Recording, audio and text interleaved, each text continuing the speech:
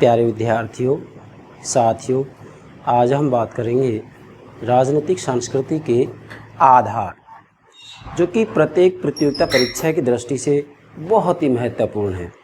राजनीतिक संस्कृति के आधार के संदर्भ में किसी न किसी रूप में परीक्षा में प्रश्न निश्चित रूप से पूछा जाता है।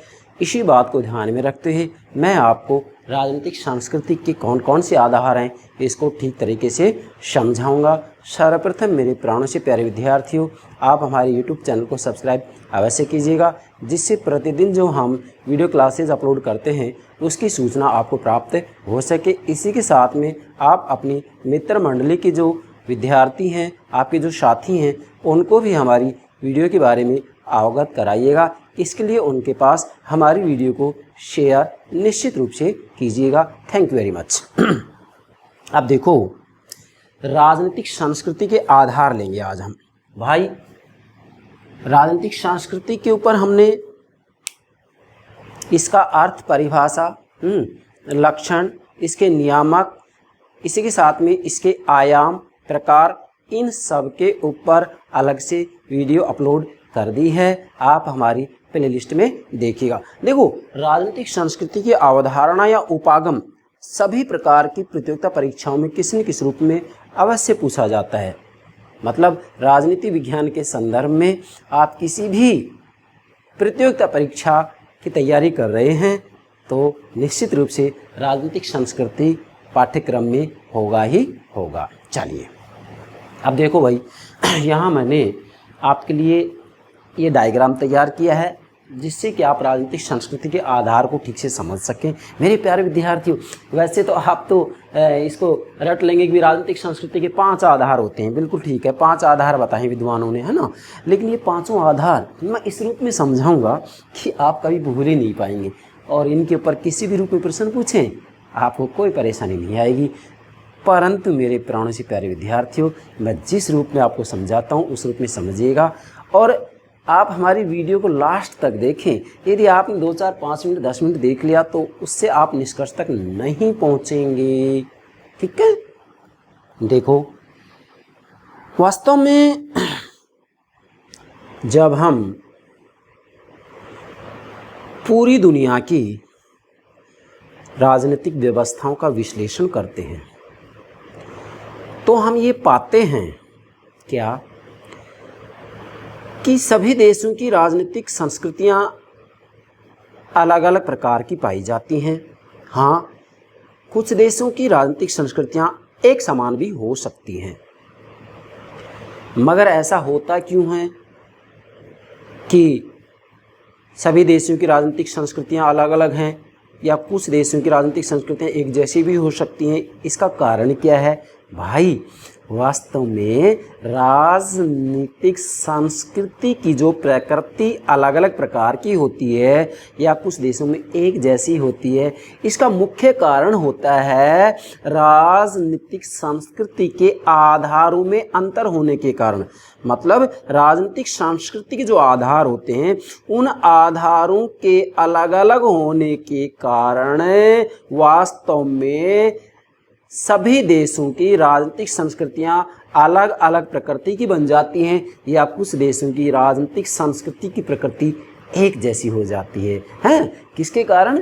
राजनीतिक संस्कृति के आधार के कारण राजनीतिक संस्कृति की प्रकृति में अंतर आ जाता है। ठीक है।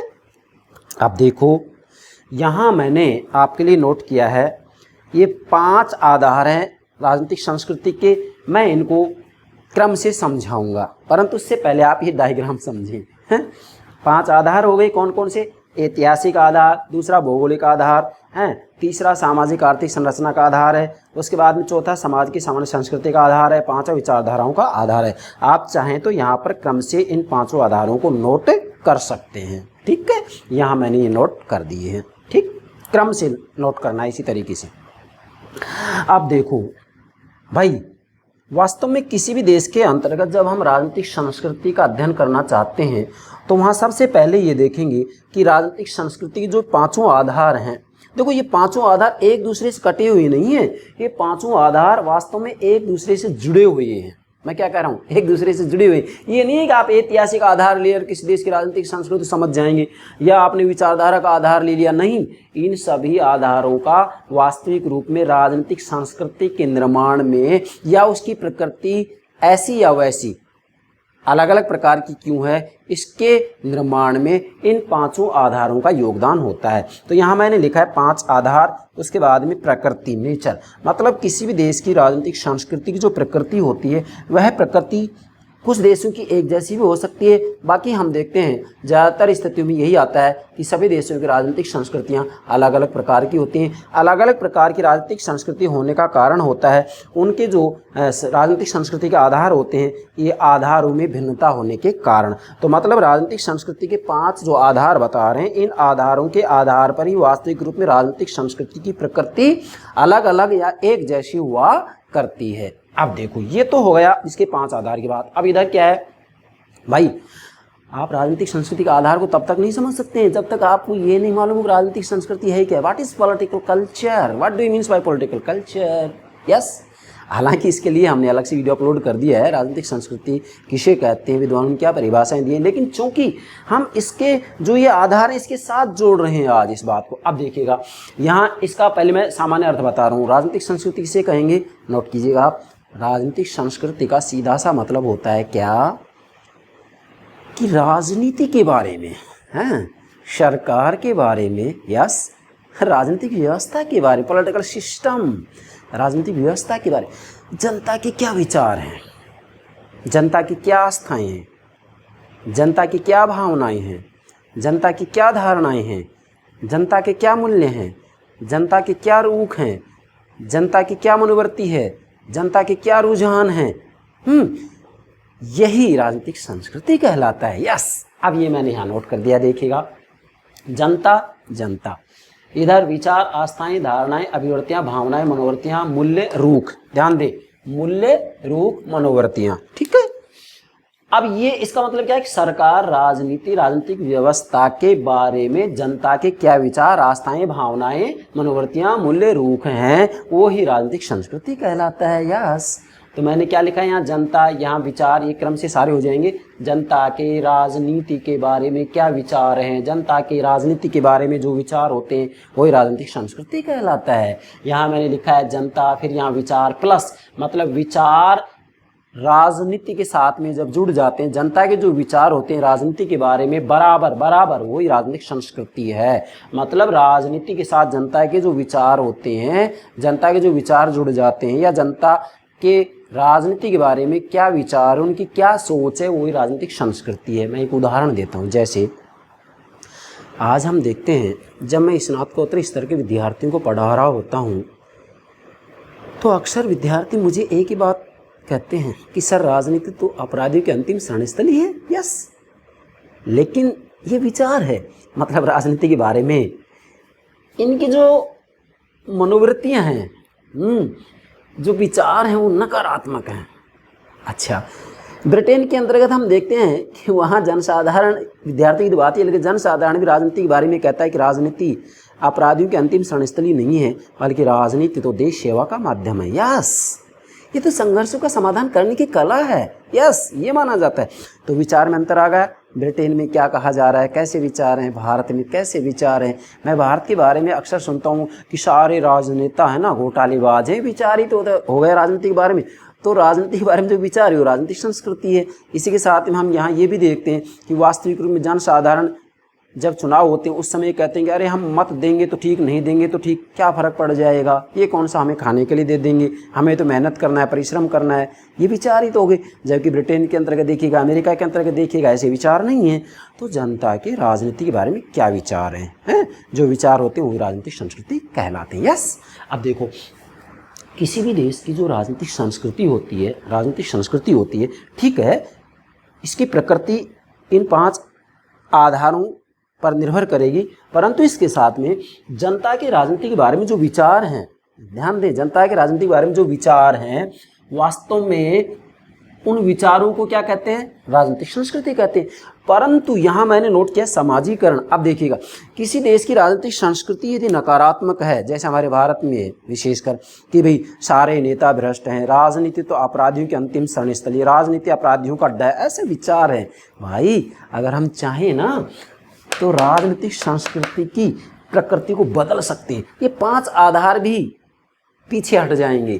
किससे? समाजीकरण से। समाजीकरण एक सीखने की प्रक्रिया होती है। जनता को राजनीति के बारे में क्या हम सकारात्मक विचार बनाने में सक्षम नहीं हो सकते हैं? हो सकते हैं, यस।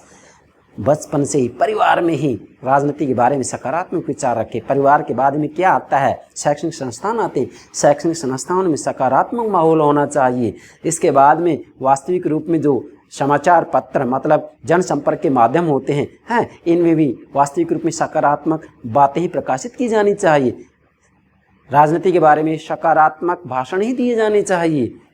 मतलब समाजीकरण के जितने भी साधन हैं उनके द्वारा यदि प्रयास किया जाए तो राजनीतिक संस्कृति की प्रकृति को बदला जा सकता है। यस, तो समाजीकरण का राजनीतिक संस्कृति के निर्माण में अहम भूमिका होती है। जैसा बच्चों को हम सिखाते हैं वैसे ही राजनीति के बारे में उनके विचार बन जाया करते हैं। और यदि हम चाहें तो बच्चों को राजनीति के बारे में सकारात्मक बातें सिखाएं तो वैसा ही राजनीतिक समाजीकरण होता है। और जैसा राजनीतिक समाजीकरण होता है, देखिएगा यहाँ ध्यान देंगे, जैसा राजनीतिक समाजीकरण होता है वैसी ही राजनीतिक संस्कृति बन जाया करती है। यस, राजनीतिक समाजीकरण एक ऐसी प्रक्रिया है जिससे अगर हम चाहें तो राजनीतिक संस्कृति की प्रकृति के स्वरूप को परिवर्तित कर सकते हैं। बहुत महत्वपूर्ण बात है, ये नोट कीजिएगा, ठीक है। तो ये राजनीतिक संस्कृति की जो प्रकृति होती है वो वास्तविक रूप में 5 आधारों से निर्मित होती है, निर्धारित होती है। परंतु इसी के साथ में यदि हम चाहें तो राजनीतिक समाजीकरण के आधार पर राजनीतिक संस्कृति की प्रकृति को बदला जा सकता है। यस, अब हम समझेंगे राजनीतिक संस्कृति के 5 आधार कौन कौन से हैं, जिससे कि हैं जो राजनीतिक संस्कृतियां हैं वो अलग अलग बन जाती हैं या कुछ देशों की संस्कृति एक जैसी हो जाती है। ठीक है, इसके आधार कौन कौन से जिनसे राजनीतिक संस्कृति की प्रकृति ऐसी या वैसी बनती है। ऐसी या वैसी का मतलब मैंने उदाहरण दे दिया है भाई। कुछ तो ये कहते हैं कि राजनीति अपराधियों की अंतिम शरणस्थली, कुछ कहते हैं कि राजनीति तो जो है देश सेवा का माध्यम है, और मुझ जैसा क्या कहता है कि राजनीति बुद्धिमान विवेकवान लोगों की अंतिम शरणस्थली होनी चाहिए। इस दुनिया में जितने भी बुद्धिमान लोग हैं, एक देश में जितने भी बुद्धिमान लोग हैं, उन सबको राजनीति के मैदान में उतर जाना चाहिए।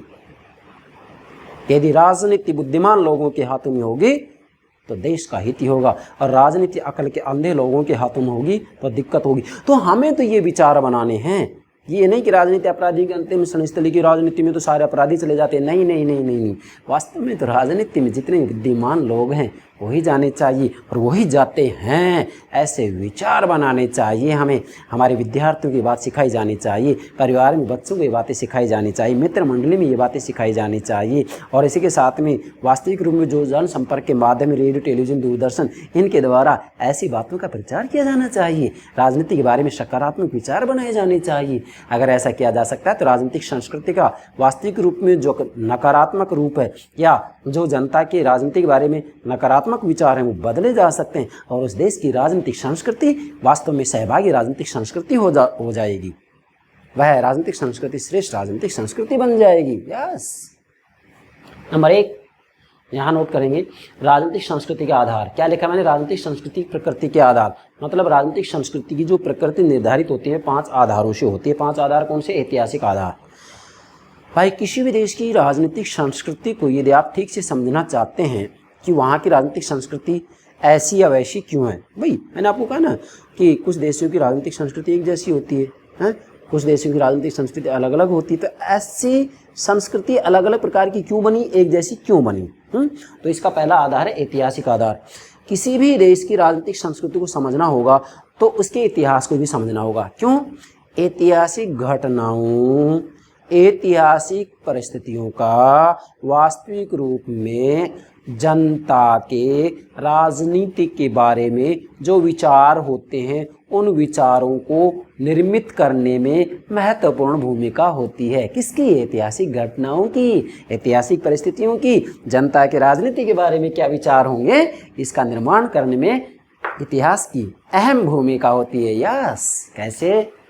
मैंने एग्जाम्पल दिया, यहाँ ब्रिटेन का एग्जाम्पल देंगे, फ्रांस का। कैसे? देखिएगा, ब्रिटेन में वास्तविक रूप में देखा जाए तो कोई खूनी क्रांति नहीं हुई है किसी प्रकार का राजनीति में परिवर्तन करने के लिए। मतलब वहाँ राजतंत्र से लोकतंत्रीकरण करने के लिए कोई खूनी क्रांति नहीं हुई है, बल्कि वास्तविक रूप में 1688 में रक्तहीन क्रांति हुई है। मतलब शांतिपूर्वक तरीके से वहाँ धीरे धीरे राजा की शक्तियों को कम कर दिया गया और वास्तविक रूप में लोकतंत्र की स्थापना हो गई। ठीक है, राजा का पद अभी भी है, लेकिन राजा के हाथ में कोई राजनीतिक शक्ति नहीं। इसलिए कहा जाता है कि ब्रिटेन का राजा स्वर्णिम शून्य मात्र है, कि वहाँ का राजा रहता तो सोने की महल में है, लेकिन राजनीतिक शक्ति की दृष्टि से वह बिल्कुल खाली खाली है। पॉलिटिकल पावर उसके पास नहीं है। यस, तो अब इसका प्रभाव क्या जनता के विचारों पर नहीं पड़ेगा? यस, जनता के विचारों पर प्रभाव पड़ेगा। जनता के विचार वैसे ही बन जाएंगे।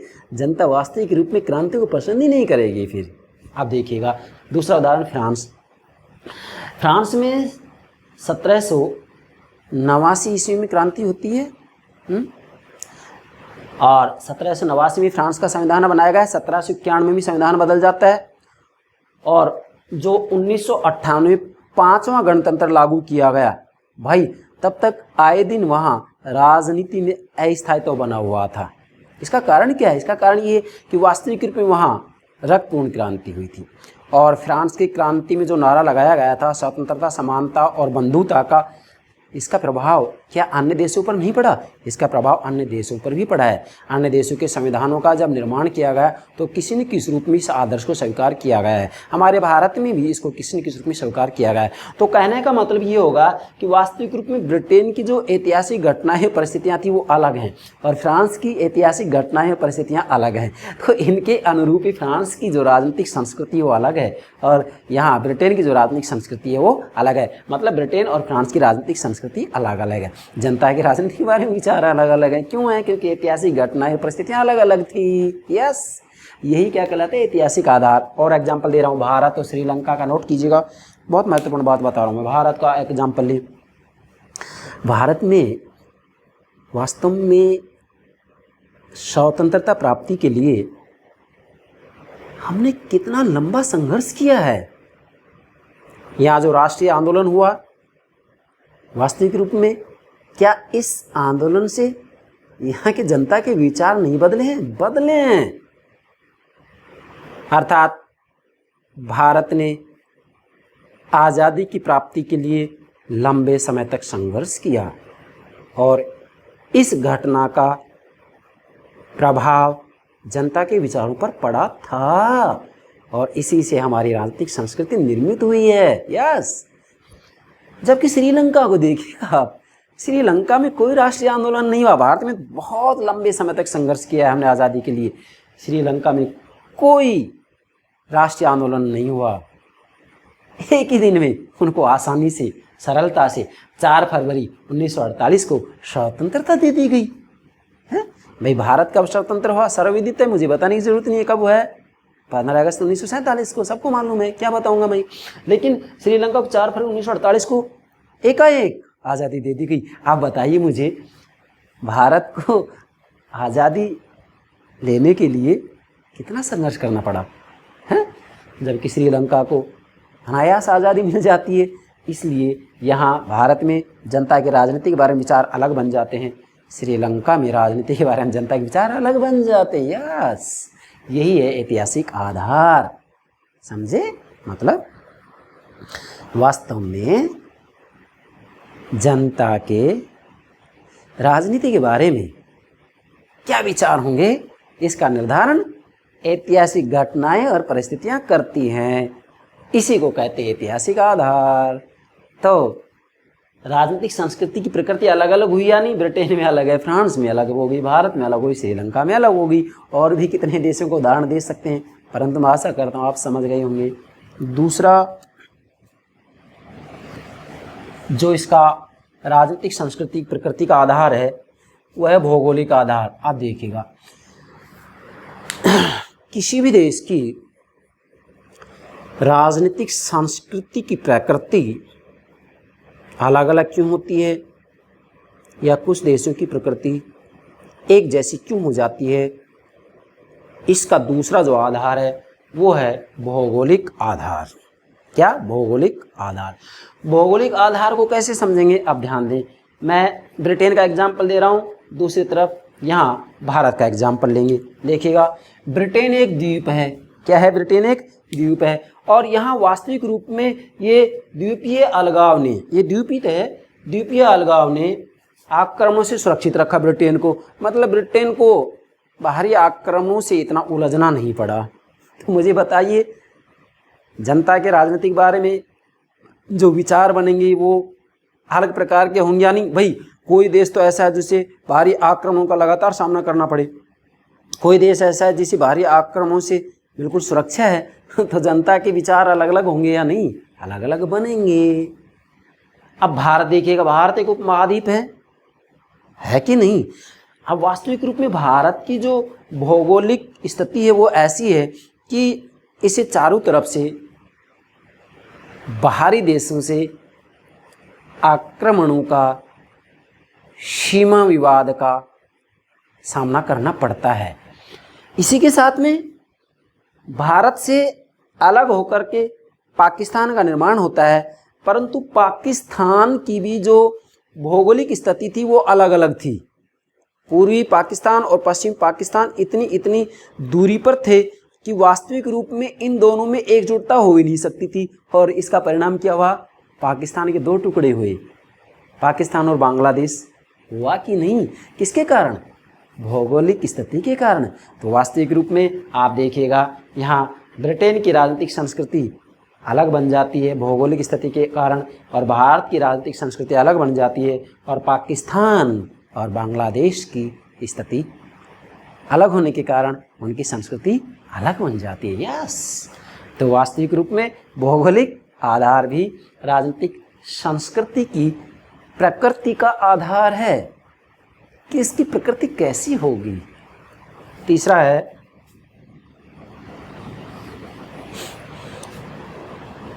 सामाजिक आर्थिक संरचना का आधार। देखो, किसी भी देश की राजनीतिक संस्कृति की जो प्रकृति निर्धारित होगी, वह प्रकृति वास्तविक रूप में उसकी सामाजिक संरचना और उसकी आर्थिक संरचना का आधार क्या है, इससे निर्मित होगी। कैसे? कुछ देशों में हमने देखा है कि उनकी आर्थिक संरचना का जब अध्ययन करते हैं तो वहाँ ग्रामीण जीवन है या शहरी जीवन है, या ग्रामीण जनसंख्या का प्रतिशत ज़्यादा है या शहरी जनसंख्या का प्रतिशत ज़्यादा है, इससे भी राजनीतिक संस्कृति निर्मित होती है। शहरी जनसंख्या ज़्यादा है, इनका जीवन कठोर होता है। ग्रामीण जनसंख्या का प्रतिशत ज़्यादा है, ग्रामीण जीवन है, इनका जीवन सरल होता है। तो शहरी जीवन, इनके विचार राजनीतिक बारे में अलग हैं, और ग्रामीण हैं, इनके विचार राजनीतिक बारे में अलग हैं। तो बताइए मुझे, राजनीतिक संस्कृति अलग अलग होगी या नहीं? यस, अलग अलग होगी, डेफिनेटली। इसी प्रकार से हम सामाजिक संरचना को देख सकते हैं। समाज में बहुलता और विविधता से उप संस्कृतियाँ निर्मित होती हैं। अर्थात किसी देश के अंतर्गत जो समाज व्यवस्था होती है, उस समाज व्यवस्था में हम देखते हैं कि विभिन्न प्रकार की जाति, भाषा, धर्म होते हैं, और उनके आधार पर वहाँ उप संस्कृतियाँ निर्मित हो जाती हैं, और ये उप संस्कृतियाँ आपस में झगड़ती रहती हैं। एक तो ये स्थिति होती है। कुछ देश ऐसे होते हैं जिनकी समाज व्यवस्था में वास्तव में जाति, भाषा, धर्म, इसके आधार पर किसी प्रकार में कोई उप संस्कृति नहीं होती है, उनकी राजनीतिक संस्कृति अलग प्रकार की बन जाती है। यस, तो सामाजिक आर्थिक संरचना भी किसी भी देश की राजनीतिक संस्कृति की प्रकृति को निर्धारित करने में अहम भूमिका निभाता है। Yes, clear? समझो मेरे प्यारे विद्यार्थियों, समझो। चौथा है बहुत महत्वपूर्ण बात है ये, समाज की सामान्य संस्कृति का आधार। क्या? समाज की सामान्य संस्कृति का आधार। देखो मेरे प्यारे विद्यार्थियों, किसी भी देश की जो राजनीतिक संस्कृति होती है, राजनीतिक संस्कृति होती है भाई, वो सामान्य संस्कृति के अनुरूप होती है। जब किसी भी देश की राज्य व्यवस्था का हम अध्ययन करते हैं तो सबसे पहले हम यही तो देखते हैं कि उनकी सामान्य संस्कृति क्या है। जैसी सामान्य संस्कृति होती है उसके अनुरूप राजनीतिक संस्कृति बन जाती है। भाई जैसे हम एक उदाहरण दें भारत का, हमारे यहाँ एक सामान्य संस्कृति बन गई है आज कि राजनीति से बचो, राजनीति में तो अपराधी लोग जाते हैं। और जब इनके सामान्य विचार बन जाते हैं तो फिर राजनीतिक संस्कृति भी ऐसी बन जाती है। लोग पूर्ण रूप में सरकार के बारे में ऐसे विचार बनाने शुरू कर देते हैं। हम परिवार का उदाहरण लें, आज परिवार की सामान्य संस्कृति ऐसी बन गई है कि पहले संयुक्त परिवार हुआ करते थे, जॉइंट फैमिली। आज एकाकी परिवार हैं। एकाकी परिवार में पति पत्नी बच्चे होते हैं, दादा दादी, इनका कोई रोल ही नहीं होता है। जब परिवार में ऐसे विचार बन गए हैं कि हमें तो अपना जीवन सुख शांति से व्यतीत करना है, माता पिता मतलब दादा दादी बच्चों के तो कैसे भी रहें, किस हाल में रहें, हमें क्या मतलब। भाई जब परिवार में स्वार्थपरता आ गई है तो मुझे बताइए, सामान्य संस्कृति हमारी ऐसी बन गई है तो फिर राजनीतिक संस्कृति कैसी होगी? राजनीति में व्यक्ति कहाँ से जाएंगे? परिवार से तो जाएंगे। जब वहाँ स्वार्थपरता का पाठ पढ़ लिया है तो राजनीति में क्या इसका प्रभाव नहीं पड़ेगा? क्या जो सामान्य संस्कृति बन गई है, क्या परिवार और समाज व्यवस्था के बारे में व्यक्ति के जो विचार बन गए हैं, समाज के बारे में व्यक्ति के जो विचार बन गए हैं, क्या फिर वह राजनीति में जाएगा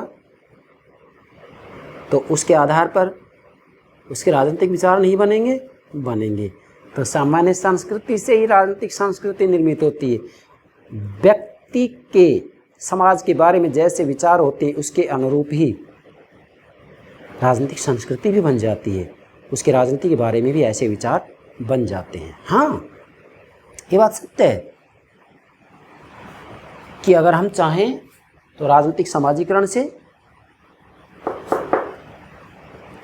राजनीतिक संस्कृति को परिवर्तित कर सकते हैं। यस, बहुत महत्वपूर्ण बात है, नोट कीजिएगा, ये एग्जाम विशेषकर पूछा जाता है। कुछ विद्यार्थी इतना ही सीख पाते हैं कि देखो जैसी सामान्य संस्कृति होती है राजनीतिक संस्कृति वैसी होगी, बदला नहीं जा सकता। नहीं, परिवर्तन किया जा सकता है। क्या शिक्षा के माध्यम से ऐसा नहीं किया जा सकता? शैक्षणिक संस्थाओं में राजनीति के बारे में सकारात्मक माहौल तैयार नहीं किया जा सकता? बनाया जा सकता है। बनाया जा सकता है तो वैसी राजनीतिक संस्कृति बन जाएगी। बहुत लंबी बात है, मैं ज़्यादा नहीं लूँगा। पांचवा है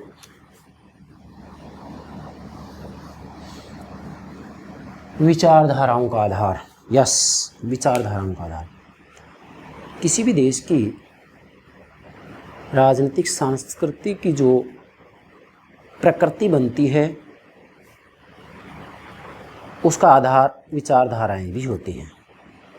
विचारधारा जो कि विचारों का समुच्चय होता है।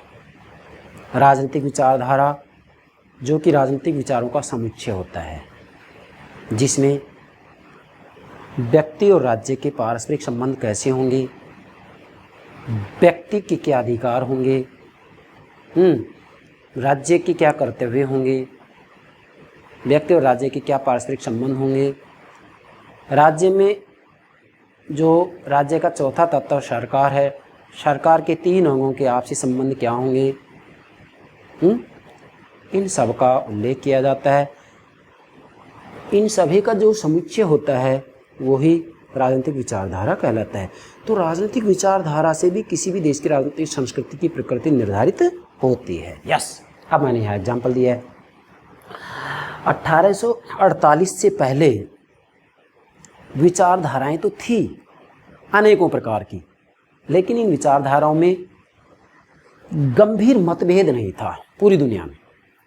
अब होता क्या है, 1848 में साम्यवादी घोषणा पत्र का प्रकाशन होता है और इस घोषणा पत्र का प्रकाशन होते ही इसी के साथ में 1917 में सोवियत रूस में साम्यवाद की स्थापना हो जाती है। 1917 में सोवियत रूस में साम्यवाद की स्थापना हो जाती है, साम्यवादी घोषणा पत्र का प्रकाशन हो जाता है 1848 में।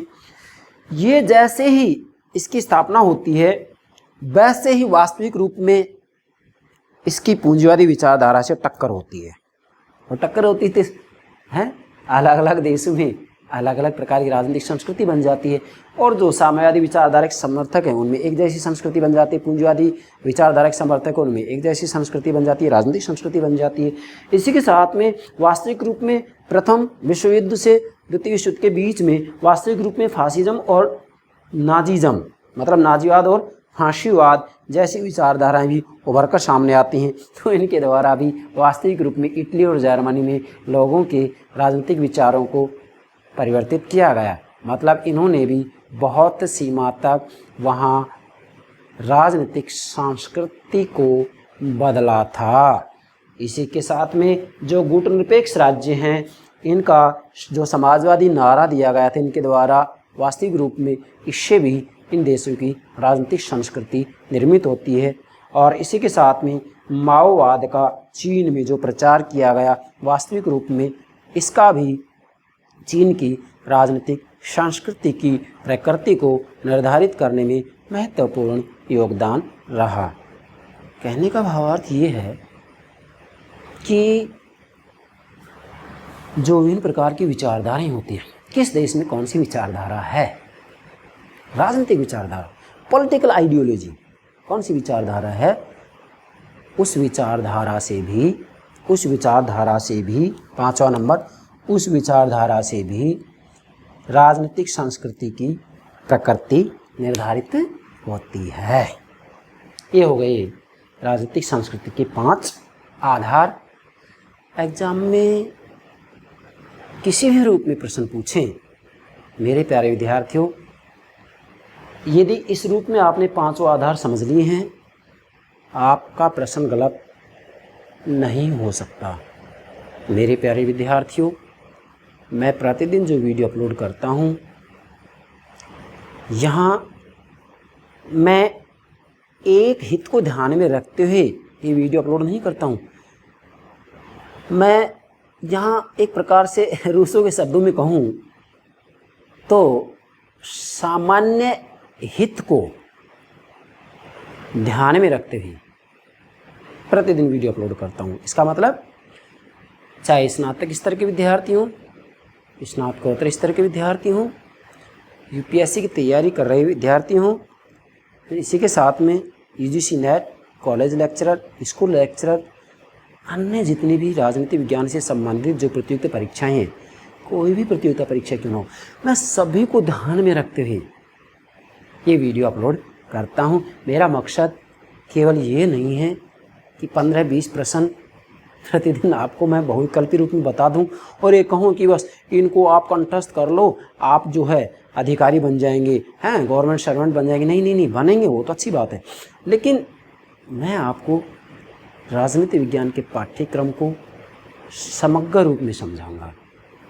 आप इस रूप में समझ रहे हैं तो आपको राजनीति विज्ञान में किसी भी रूप में कोई परेशानी नहीं आ सकती है और आप एक सफल, यदि आप शिक्षक बनना चाहते हैं तो एक सफल शिक्षक बनेंगे, ये मैं विश्वास से कह रहा हूँ।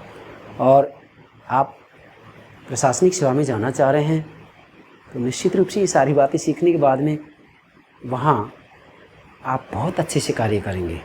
क्यों? क्योंकि आपके विचार इस अनुरूप बन जाएंगे।